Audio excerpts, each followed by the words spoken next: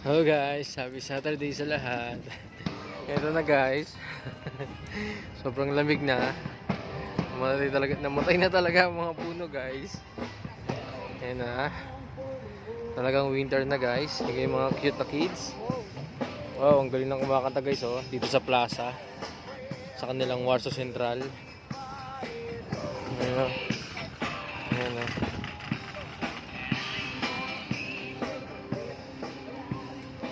Guys, tignan yung mga puno. Yung dahon nila nasa baba na, brown na, patay na, tulog na. Actually guys, hindi sila patay, tulog lang sila kapag winter. Then kapag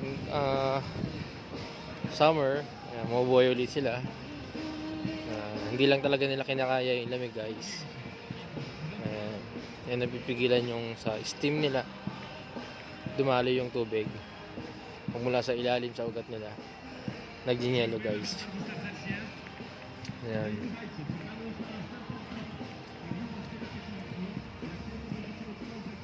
Ayan guys Saturday ngayon guys, kaya maraming namamasyal.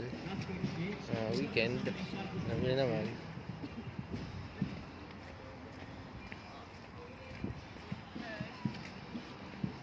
Ayan guys.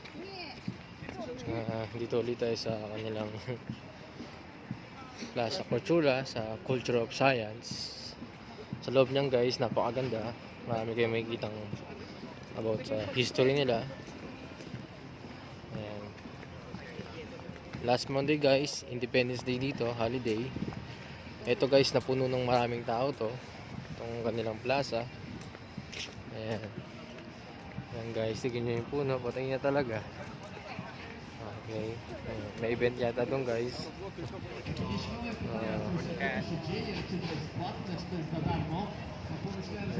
Yung guys, yung wife ko na nasa harap. May event nga rito guys. Pierwszy raz z mobilną skocznią narciarską ruszyliśmy w teren. Byliśmy już w Bielsku-Białej, byliśmy w Wrocławiu, byliśmy w Szczecinie i dzisiaj jesteśmy w Warszawie. Na naszej trasie jeszcze jest Kraków i kończymy cały tour w Wiśle. Odwiedzamy miasta i szukamy następców. Adama Małysza na przykład, młodych adeptów skoków narciarskich. Mamy nadzieję, że parę osób zaraziliśmy tym sportem. Jednak jeśli nie uda nam się na przykład jakimś cudem tutaj w Warszawie znaleźć nowych adeptów tej trudnej, jak się mogło